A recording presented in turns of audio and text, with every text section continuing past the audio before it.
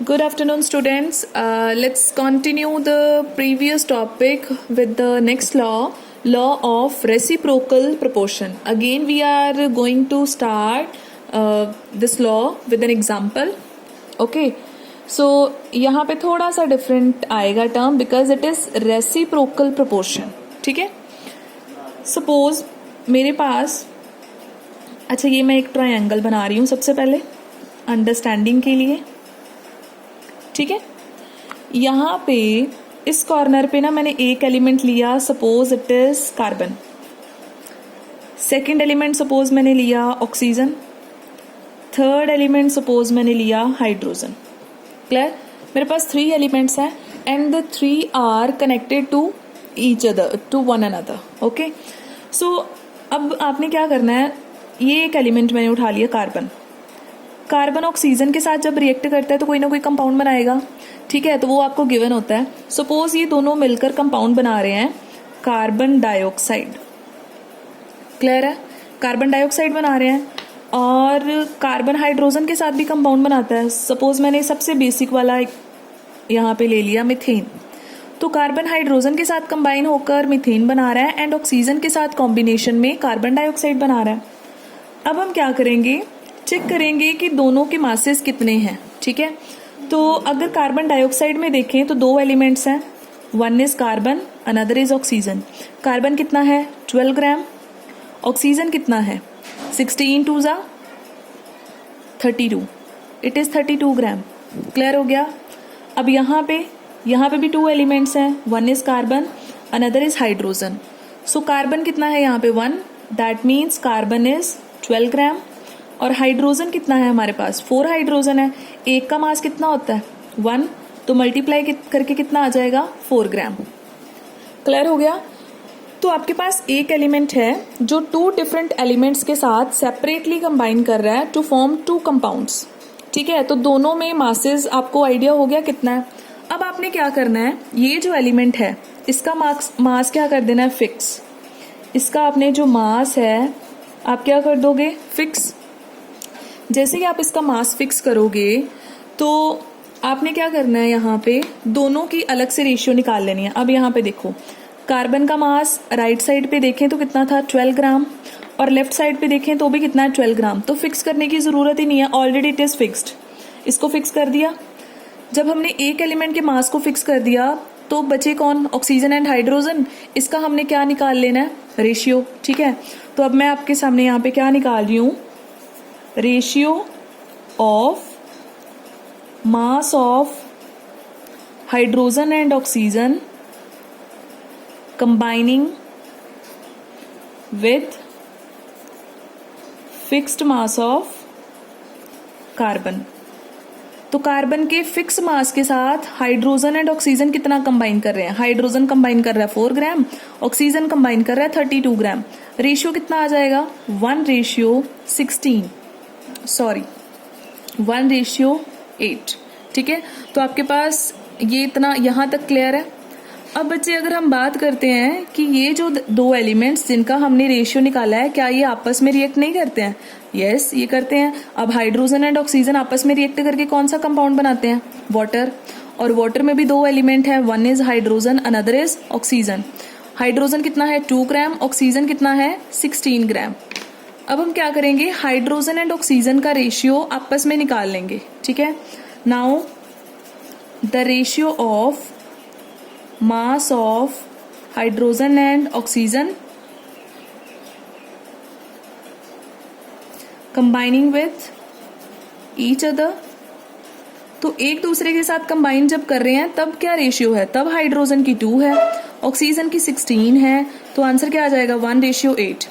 अब बच्चे आपके पास ये जो दोनों रेशियोज आ रही हैं these are same. This is the law. Clear हुआ एग्जाम्पल से. कुछ एग्जाम्पल आपके पास जो भी है उसके अकॉर्डिंग क्या डाटा निकल के आ रहा है कि आपके पास कोई एक एलिमेंट है जो 2 डिफरेंट एलिमेंट्स के साथ कंबाइन कर रहा है और अलग अलग प्रोडक्ट्स बना रहा है. उन प्रोडक्ट्स में हमने क्या किया, इस एलिमेंट के मास को फिक्स कर दिया और बाकी जो 2 एलिमेंट्स थे उनका मास रेशियो निकाल लिया. वो हमारे पास आ गया 1:8. फिर वो जो दो एलिमेंट्स हैं वो आपस में भी रिएक्ट कर सकते हैं। अगर वो आपस में रिएक्ट करेंगे तो वो कोई और कंपाउंड बनाएंगे, और उस कंपाउंड में भी हमने क्या करना है, उसका रेशियो निकाल लेना है। जब वो आपस में रिएक्ट कर रहे हैं तो वो जो रेशियो है वो भी कितना आ रहा है, 1:8। दोनों रेशियोज क्या आ रही हैं, सेम। या तो दोनों रेशियो सेम आएंगी या फिर एक दूसरे का मल्टीपल भी आ सकती हैं। ठीक है, so this is the law. According to this law, whenever an element combine with two different elements to form two different products, then the mass ratio of these elements combining with the fixed mass of this element will be either same or the multiple of the ratio in which they are combining with each other. So definition अगर directly देखोगे तो difficult लगेगा, तो आप यहाँ पे जो है, मैं यहाँ पे डेफिनेशन से पहले इसीलिए एग्जाम्पल करवा रही हूँ। अब हम क्या लिखेंगे, according to the law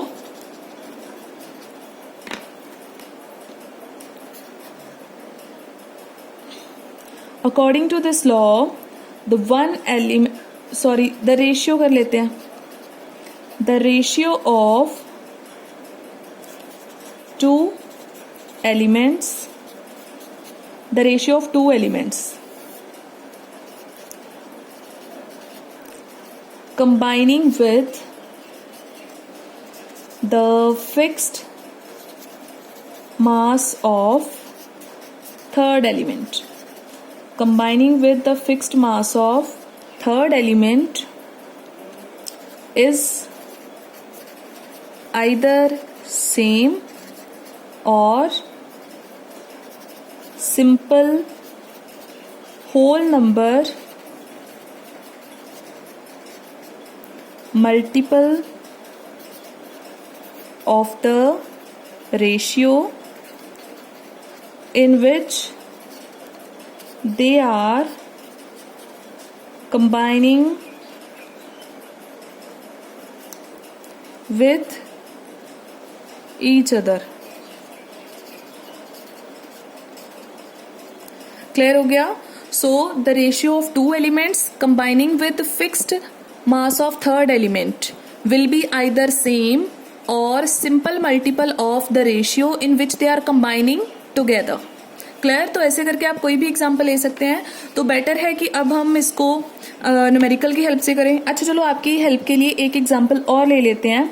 suppose इस बार हम एलिमेंट्स कुछ डिफरेंट ट्राई कर लेते हैं। सपोज मैंने लिया यहाँ पे सल्फर, हाइड्रोजन एंड और कौन सा लेते हैं, सपोज कार्बन ले लेते हैं। ठीक है, तीनों कंबाइन करेंगे, ये दोनों मिलकर, अच्छा यहाँ पे सपोज हम कार्बन और हाइड्रोजन का रेशियो हमने निकालना है। हम किसी भी दो एलिमेंट्स का निकाल सकते हैं, वो हमारी मर्जी है। सो सबसे पहले हमने कार्बन और हाइड्रोजन का रेशियो निकालना है। कैसे? सल्फर का मास क्या कर देना है, फिक्स कर देना है। तो मान लो ये दोनों कंपाउंड बना रहे हैं, यहाँ पे मैं लिख रही हूँ, ये बना रहे हैं कार्बन डाइसल्फाइड, ये बना रहे हैं हाइड्रोजन सल्फाइड, और ये आपस में बना रहे हैं मीथेन। ठीक है, तो अब देखो सल्फर कितना है 32 ग्राम, हाइड्रोजन कितना है 2 ग्राम, यहाँ पे सल्फर कितना है, यहाँ पे सल्फर है 64 ग्राम, और कार्बन कितना है 12 ग्राम। हमने किसको फिक्स करना है, सल्फर को फिक्स कर देते हैं। यहाँ पे 32 है, यहाँ पे कितना है 64, यहाँ पे भी 32 कर दें। अगर यहाँ पे 32 करना है तो मतलब हाफ करना पड़ेगा, तो इसको भी हम क्या कर देंगे हाफ, और इसको भी हाफ, तो ये रह जाएगा 6 और ये रह जाएगा 32। क्लियर हो गया? सल्फर का मास हमने फिक्स कर दिया। तो अगर सल्फर का मास फिक्स करने के बाद हाइड्रोजन और कार्बन का रेशियो निकालें, कार्बन एंड हाइड्रोजन का रेशियो, तो कितना आएगा 6:2, 3:1। इतना क्लियर हो गया? अब हम बात करते हैं ये आपस में कैसे कंबाइन कर रहे हैं। जब ये आपस में कंबाइन कर रहे हैं तब कार्बन कितना है हमारे पास 12 ग्राम, और हाइड्रोजन कितना है हमारे पास 4 ग्राम। अब इनकी रेशियो निकाल दें, आपस में कितनी है 4 और 12:4, ये आ जाएगा आपके पास 3:1। फिर से क्या आ गई, सेम आएगी या सिंपल मल्टीपल आएगी, होल नंबर मल्टीपल आएगी। This is all about the reciprocal law. Okay, so law of reciprocal proportion. Clear? So now let's continue it with a numerical. So here we have the numerical. Read the statement carefully and then you have to decide which law is applicable here. Okay, so suppose I am taking here the element carbon dioxide. According to this numerical, carbon dioxide contains 27.27 gram of carbon, and carbon disulfide contain 15.79% of carbon. Carbon dioxide contains carbon कितनी है 27.27 gram and oxygen नहीं बताई, ठीक है, तो वो हम निकाल सकते हैं खुद से. उसके बाद में आ जाता है कार्बन डाइसल्फाइड कंटेन्स 15.79%. आप 100 में से कंसिडर कर लो तो कितनी आ जाएगी 15.79 ग्राम, ठीक है, 15.79 ग्राम कार्बन. और उसके बाद में बोला है sulphur dioxide, it contains 50% sulphur. Sulphur कितना है 50%, यानी 50 ग्राम 100 में से कंसिडर करें. तो यहाँ पे ऑक्सीजन नहीं बताया, तो ऑक्सीजन माइनस करके आ सकता है. तो जैसे ही हम इसको 100 में से माइनस करेंगे तो आंसर कितना आ जाएगा, इट विल बी 72.73 ग्राम. यहाँ पे कार्बन के अलावा कौन है सल्फर, तो सल्फर का मास कितना आ जाएगा 100 माइनस 15.79, तो माइनस करके कितना आ जाएगा, इट विल बी 84.21 ग्राम. और अगर यहाँ पे बात करें सल्फर, तो सेकंड कौन है ऑक्सीजन. 100 में से 50 ग्राम अगर आपका सल्फर है तो बाकी का 50 ग्राम क्या होगा आपका ऑक्सीजन. तो आपने क्या करना है, ये जो डाटा है आपके पास इसको प्रिपेयर कर लेना पहले, ठीक है. ये आपके पास आ गया सारा डाटा, ठीक है. अब आपने क्या करना है, अब आपने किसी एक एलिमेंट का मास जो है वो फिक्स कर देना है, ठीक है. तो हम क्या करेंगे, हम फर्स्ट वाले 2 कंपाउंड उठा लेते हैं, उसमें कार्बन का जो मास है उसको क्या कर देते हैं फिक्स, और कार्बन का मास फिक्स करने के बाद ऑक्सीजन और सल्फर का निकाल देते हैं रेशियो, ठीक है. तो अब मैं यहाँ पे सबसे पहले लिख रही हूँ first compound carbon dioxide. Carbon dioxide में हम क्या लिखेंगे 27.27 gram of carbon react with, कितने के साथ रिएक्ट कर रहा है 72.73 ग्राम ऑक्सीजन. तो फिक्स कैसे करना है, मैंने बताया ना 1 ग्राम हमेशा कंसिडर कर लेना है.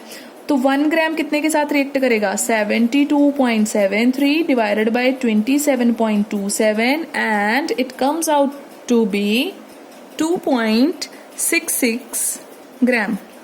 तो फर्स्ट वाले केस में मैंने कार्बन को फिक्स कर दिया और उस अकॉर्डिंग मैंने ऑक्सीजन का ये जो मास है ये निकाल लिया, ठीक है. अब हमने क्या करना है, सेम सिचुएशन मैंने लगा देनी है सेकेंड कंपाउंड में, ठीक है. अब मैं कंपाउंड कौन सा उठा रही हूँ कार्बन डाइसल्फाइड. यहाँ पे क्या लिखूंगी 15.79 gram of carbon react with 84.21 gram of oxygen. तो फिक्स करना है 1 ग्राम रख दें. 1 ग्राम कितने के साथ रिएक्ट करेगा 84.21 divided by 15.79 and it comes out to be 84.21 divided by 15.79, ये हमारे पास आ जाएगा 5.33 ग्राम. क्लियर हो गया. तो मैंने दोनों कंपाउंड्स में, ये आप ध्यान से देखो कि मैंने ये मैं ऐसे रख रही हूँ, मैंने दोनों कंपाउंड्स में कार्बन का मास 1 ग्राम फिक्स कर दिया और ऑक्सीजन का मास आ रहा है, एक में आ रहा है 2.66, एक में आ रहा है 5.33. तो दोनों की रेशियो निकाल लें. तो अब यहाँ पे हम क्या निकालेंगे, रेशियो ऑफ, सॉरी ये सल्फर था, ratio of oxygen and sulphur combining with fixed mass of carbon. तो ऑक्सीजन कितना था 2.66 और ये कितना है 5.33. तो दोनों को छोटे वाले नंबर से डिवाइड कर देंगे तो हमारे पास जो आंसर है वो क्या आ जाएगा, it will be 33 divided by 2.66, it will be 2.003 and it will be 1. तो हम कह सकते हैं इट इज 1:2. क्लियर हो गया यहाँ तक. अब हम बात करते हैं जो हमारे पास लास्ट कंपाउंड है विच इज सल्फर डाइऑक्साइड. तो सल्फर डाइऑक्साइड थर्ड कंपाउंड, ठीक है. सल्फर डाइऑक्साइड में क्या था 50 ग्राम आपके पास सल्फर था एंड 50 ग्राम ऑक्सीजन था. सो हम यहाँ पे लिखेंगे 50 gram of sulphur react with 50 gram of oxygen. So 1 gram कितने के साथ रिएक्ट करेगा अच्छा यहाँ पे हमें फिक्स करने की ज़रूरत ही नहीं है, यहाँ पे हम डायरेक्ट रेशियो निकाल लेंगे। 50 ग्राम हमारे पास, ये रहने दो। सल्फर डाइऑक्साइड में क्या है, सल्फर और ऑक्सीजन का रेशियो निकाल लेंगे। सल्फर कितना था 50 ग्राम और ऑक्सीजन कितना था 50। यहाँ पे फिक्सिंग रहने दो, तो दोनों को 50 से डिवाइड कर लेंगे, आंसर क्या आ जाएगा 1:1।